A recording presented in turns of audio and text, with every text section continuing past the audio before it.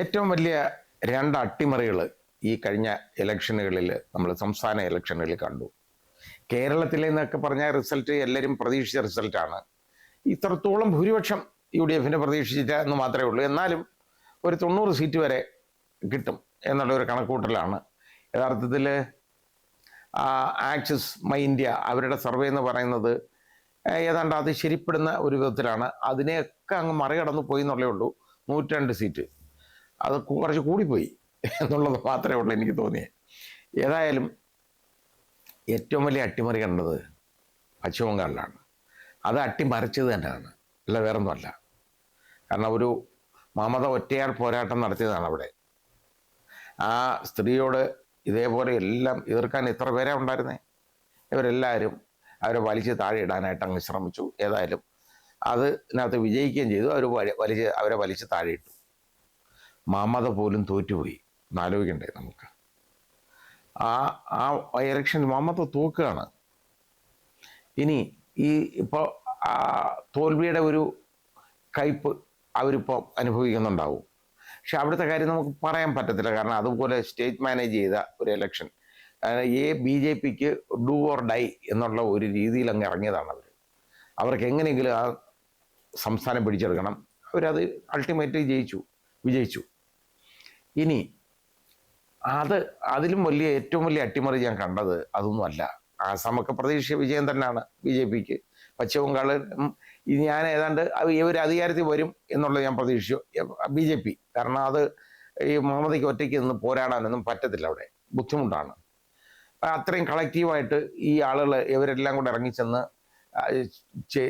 നേരിട്ട് കഴിഞ്ഞാൽ അവർക്കൊന്നും ചെയ്യാൻ പറ്റത്തില്ല. ഞാൻ ഈ യഥാർത്ഥ അട്ടിമറി എന്ന് പറയുന്നത് നമ്മൾ കണ്ടത് തമിഴ്നാട്ടിലാണ്. തമിഴ്നാട്ടിൽ ഈ ആക്സിസ് മൈ ഇന്ത്യ ആണ്. അവർ വിജയ് അധികാരത്തിൽ വരും, TVK അധികാരത്തിൽ വരും എന്ന് അയാൾ വിളിച്ചു പറഞ്ഞപ്പോൾ ഞാൻ ആ ചാനൽ അതിനെ കണ്ടുകൊണ്ടിരിക്കുകയാണ്. ഈ ഇന്ത്യ ടുഡേയിൽ ഞാനത് കണ്ടുകൊണ്ടിരിക്കുക. ഇന്ത്യ ടുഡേയിൽ രാജ്ദീപ് സർദേശായിയോട് അയാൾ പറഞ്ഞതാണ് കേട്ടോ. ഞാൻ ആ ഇൻ്റർവ്യൂ കണ്ടുകൊണ്ടിരിക്കുക. ഞാൻ ഇനി പറയാൻ പോവുകയാണ്, ഞാൻ നിങ്ങളെ ഞെട്ടിക്കാൻ പോവുകയാണെന്ന് പറഞ്ഞു. എന്താ ഞെട്ടലെന്ന് ചോദിച്ചു. തമിഴ്നാട്ടിൽ DMK പരാജയപ്പെടും, അവിടെ വിജയ് അധികാരത്തിൽ വരും എന്ന് പറഞ്ഞപ്പോൾ ഈ സർദേശായി എന്ന് പറഞ്ഞ അയാളെ എനിക്ക് വലിയ ഇഷ്ടമുള്ള ഒരാളാണ്. അയാൾ പോലും അങ്ങ് പൊട്ടിച്ചിരിച്ചു. എന്ന് വെച്ചാൽ അയ്യോ ഇത് എന്ന് പറഞ്ഞ് ബാക്കിയുള്ള അയാളോടൊപ്പം ഒരു 3 സ്ത്രീകളോടുണ്ട്. അവരുടെ പേരെനിക്ക് അറിഞ്ഞൂടാ. അവർ പറഞ്ഞ് അത് ചോദ്യങ്ങളൊന്നും ചോദിക്കുമ്പോഴേ അയാൾ പറഞ്ഞു, ഞങ്ങൾ നടത്തിയ ഗ്രൗണ്ട് വർക്കാണ്, ഞങ്ങൾക്കറിയാം ഇത് തന്നെ സംഭവിക്കാൻ പോകുന്നു, നിങ്ങൾ നോക്കിക്കോളാൻ പറഞ്ഞു. എന്ത് കറക്റ്റായിട്ട് വന്നെന്ന് നോക്കിക്കോളൂ അയാൾ. അതായത് ആക്സിസ് മൈ ഇന്ത്യയുടെ പ്രവചനം എന്നേ ഞാൻ പറയുന്നുള്ളൂ. പക്ഷേ അവരത് കണക്ക് കൂട്ടി പറഞ്ഞാണ്, കാൽക്കുലേറ്റഡ് ആണ്. അവർ പറഞ്ഞതിൽ ഒരു വ്യത്യാസവും ഇല്ലാതായി. അതുപോലെ അടിച്ചു കയറി. വിജയിക്ക് കിട്ടിയത് യഥാർത്ഥത്തിൽ 107 സീറ്റാണ്. 107 സീറ്റുമായിട്ട് ഏറ്റവും വലിയ ഒറ്റക്കക്ഷിയായിട്ട് TVK അങ്ങ് മാറി. ഒരു ചെറുപ്പക്കാരൻ നടത്തുന്ന ഏറ്റവും വലിയ ഒരു അട്ടിമറിയല്ലേ ഇത്. ഒരു നാടിനോട്, അതായത് ദ്രാവിഡ പാർട്ടികൾ എന്നും ഇങ്ങനെ അധികാരത്തിൽ ഇരുന്നുകൊണ്ടിരുന്ന ഒരു സംസ്ഥാനം അവരുടെ കയ്യിൽ നിന്ന് തട്ടിപ്പറിച്ചിഞ്ഞെടുക്കുകയാണ്. അത് വന്നു.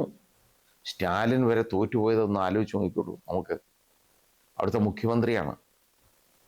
ഏതായാലും സ്റ്റാലിൻ വരെ ഒരു വലിയ പതനമാണ് സ്റ്റാലിനുണ്ടായത്. ഇതിൽ നിന്ന് തിരിച്ചറിയേണ്ട എന്തെന്നറിയോ, ജനങ്ങൾ നോക്കിക്കൊണ്ടിരിക്കുകയാണ്.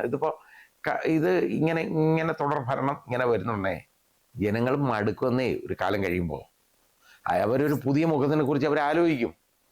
ഇപ്പോൾ വിജയ് എന്ന് പറയുന്ന ഒരു സൂപ്പർ സ്റ്റാർ എനിക്ക് വലിയ ഇഷ്ടമുള്ളതാണ്. അയാളുടെ എല്ലാ സിനിമകളും ഞാൻ കാണുന്നതുമാണ്. വളരെ എനിക്ക് വലിയ ഇഷ്ടമുള്ള ഒരാളാണ് നടൻ. അയാൾ നടൻ മാത്രമല്ല, ഒറ്റയ്ക്കൊരു പാർട്ടി ഉണ്ടാക്കി അതിൻ്റെ ആദ്യത്തെ ഇലക്ഷനിൽ അധികാരത്തിൽ വരിക എന്ന് പറഞ്ഞാൽ നമുക്ക് ചിന്തിക്കാൻ പറ്റുന്നതാണ്. MGR ഒക്കെ ഒരു കാലത്ത് തമിഴ്നാട്ടിൽ എന്തൊക്കെയായിരുന്നു, അതിനൊക്കെ അപ്പുറമാണ് ഇപ്പോൾ വിജയ്. ആ രീതിയായി. വിജയുടെ വിജയം എന്ന് പറയുന്നുണ്ടല്ലോ, വളരെ തിളക്കമുള്ള വിജയമാണ്. പക്ഷെ വിജയ്ക്ക് അവിടെ ഭരിക്കണമെങ്കിൽ 118 സീറ്റ് വേണം. 118 സീറ്റ് ഇപ്പോൾ അത് അണ്ണാ ഡി എം കെ സപ്പോർട്ട് കൊടുക്കാമെന്ന് പറഞ്ഞു, വേണ്ട എന്ന് പറഞ്ഞു. നല്ല നല്ല കാര്യം. ബി ജെ പിയുടെയും അണ്ണാ ഡി എം കെയുടെയും ഒന്നും സപ്പോർട്ട് വിജയ് എടുക്കുന്നില്ല. നേരത്തെ മുതൽ ഒരുപാട് ഇയാളെ അകത്താക്കാനും ഒക്കെ ഇഷ്ടം പോലെ ഇയാളെ വിളിച്ച് വരട്ടിയല്ലോ. നോക്കി ബി ജെ പി ഏതെങ്കിലും വിധത്തിൽ ഇയാളെ കൂടെ നിൽക്കാൻ കാരണം ഇയാളെ ക്ലച്ച് പിടിക്കുന്നതെന്ന് മനസ്സിലായി കഴിഞ്ഞപ്പം ഇയാളുടെ കൂടെ ഞാനും മുതലേമ്മച്ചനും എന്നുള്ള രീതിയിൽ അങ്ങ് കയറാം എന്ന് വിചാരിച്ച് ബി ജെ പി ഒരുപാട് ശ്രമിച്ചു. ഇയാൾ പോടാവില്ല എന്ന് പറഞ്ഞ് ഇയാൾ ചെയ്തില്ല. അതാണ് വിജയ്. അയാളുടെ വിജയം അതാണ്. അയാൾക്ക് വ്യക്തിത്വമുണ്ട്. അയാൾ ആരുടെ കൂടെ പോയില്ലല്ലോ. ഇനിയിപ്പോൾ ഡി എം കെ എന്തായാലും ഇയാൾക്ക് സപ്പോർട്ട് കൊടുക്കത്തില്ല, ഇയാളത് വാങ്ങാനും തയ്യാറാകത്തില്ല. പക്ഷേ ഡി എം കെയുടെ ഒപ്പമുള്ള കുറച്ച് പാർട്ടികളുണ്ട്. ഇപ്പോൾ അതായത് കോൺഗ്രസ്സിന് എത്രയോ അവിടെ 4 സീറ്റോ 7 സീറ്റോ എത്രയോ ഉണ്ട്, 8 സീറ്റങ്ങാണെന്ന് തോന്നുന്നു കോൺഗ്രസ്സിനുള്ളത്. ഇയാൾക്കിനി വേണ്ടത് ഇപ്പം ഭൂരിപക്ഷത്തിന് വേണമെങ്കിൽ 107ൻ്റെ കൂടെ ബാക്കി 118 വേണ്ടേ, 11 സീറ്റ് വേണം. ആ 8 കോൺഗ്രസിൻ്റെ സീറ്റ് കൊണ്ട് മാത്രമാവത്തില്ല. കോൺഗ്രസ് വരും, അതിനോടൊപ്പം മുസ്ലിം ലീഗിൻ്റെ സീറ്റുണ്ട്, അവർ വരും. ഡി എം കെയുടെ ഉള്ള ഘടകകക്ഷികൾ, അങ്ങനെ കക്ഷിക്ക് വരുന്നതിന് ഒരു പ്രശ്നമില്ല.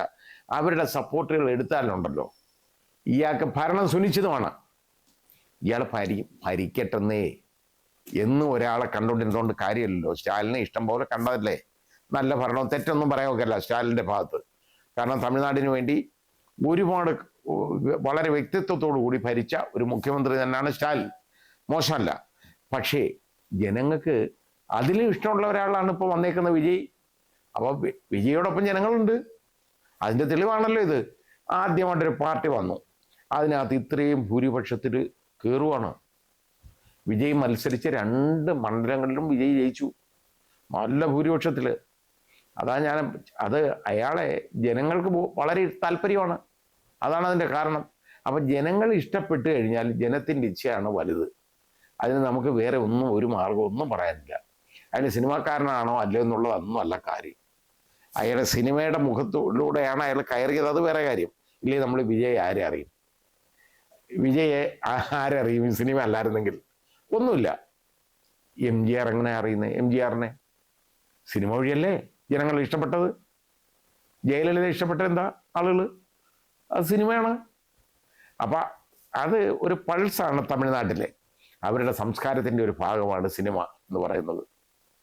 അവരുടെ സിനിമാ സംസ്കാരം നമുക്ക് വേറെ എങ്ങും എല്ലാവരും ഇഷ്ടം. ശിവാജി ഗണേശൻ വലിയ ആരാധനയല്ലായിരുന്നു ശിവാജിയെ. കാര്യം എന്താ? സിനിമയാണ്. എല്ലാം അവിടെ സിനിമാമയമല്ലാതെ വേറൊന്നുമില്ല. അപ്പോൾ വിജയ് എന്ന് പറയുന്ന ആൾ വിജയിച്ചതിൽ ഒരു തർക്കം നമുക്ക് പറയാൻ ഒക്കത്തില്ല. വിജയ് ഒരു നല്ല മുഖമാണ്. വിജയ് ആ കാണുന്ന, അതായത് ഈ നല്ല കഥാപാത്രങ്ങളെയാണല്ലോ അയാൾ അവതരിപ്പിച്ചിട്ടുള്ളത്, വില്ലനല്ല, എല്ലാം നായകനാണ്. ഈ നല്ല കഥാപാത്രങ്ങളെ അവതരിപ്പിച്ച വിജയ്, അത് നല്ല സ്വഭാവമായിട്ട് കാണിക്കുന്ന വിജയ്, തൻ്റെ ഇടമുള്ള വിജയ്, അതേപോലെ നല്ല സ്വഭാവമായിട്ട് നല്ല സംസ്കാരത്തോടു കൂടി നല്ല ജനങ്ങൾക്ക് വേണ്ടി തമിഴ്നാടൊന്ന് ഭരിച്ച് കാണിക്കണം. ഭരിച്ച് കാണിച്ചിട്ടുണ്ടല്ലോ, നിങ്ങൾക്കിനി ഇറങ്ങിപ്പോണ്ടായിട്ട് വരത്തില്ല. വിജയ് ആലോചിക്കുക, ചെയ്യുക. നല്ല നല്ല ഒരു തിളക്കമാർന്ന വിജയമാണ്. കാര്യം ഇതുവരെ കണ്ടിട്ടില്ലാത്ത ഒരു കാര്യമാണ്. ആദ്യമായിട്ടൊരു പാർട്ടി അങ്ങോട്ട് രൂപീകരിച്ചു, ആദ്യം തന്നെ തുടക്കത്തിൽ തന്നെ അധികാരത്തിൽ വരിക എന്ന് പറയുന്നത് നമുക്ക് ചിന്തിക്കാൻ നോക്കുന്ന കാര്യമല്ല. എല്ലാ ചാനലുകളും അങ്ങ് പ്രഖ്യാപനങ്ങൾ നടത്തിയല്ലോ. ഡി എം കെ അധികാരത്തിലാണ്. വേറെ 2 പേരാണെങ്കിൽ ADMK വരെ കൊടുത്തവരുണ്ട്. പക്ഷേ ഇതിനകത്ത് മൈ ഇന്ത്യ അവരുണ്ടല്ലോ, അവർ ആക്സസ് മൈ ഇന്ത്യ അവരാണ് ശരിയായ പ്രവചനം നടത്തിയത്. വിജയ് അധികാരത്തിൽ വരുമെന്ന് പറഞ്ഞു. ചിരിച്ചു ആളുകൾ. ഞാൻ പറഞ്ഞില്ലേ, സർദേശായി ഉൾപ്പെടെ ഉള്ളവരിരുന്ന് ചിരിച്ചു. അയാൾ രാഷ്ട്രീയം അറിയാൻ വയ്യാത്ത ആളല്ല, അത് കലക്കി കുടിച്ചേക്കുന്ന ആളാണ്. അയാൾ വരെ പോലും ചിരിച്ചുപോയി ഇത് കേട്ടിട്ട്. ഞാനും ഞെട്ടിപ്പോയി ഇത് കേട്ട്. പക്ഷേ ഫലം വന്നപ്പോഴോ നമുക്ക് അതിശയിക്കാനൊന്നുമില്ല. വിജയ് അവിടെ കൊടി പാറിക്കും, ഒരു സംശയവും വേണ്ട.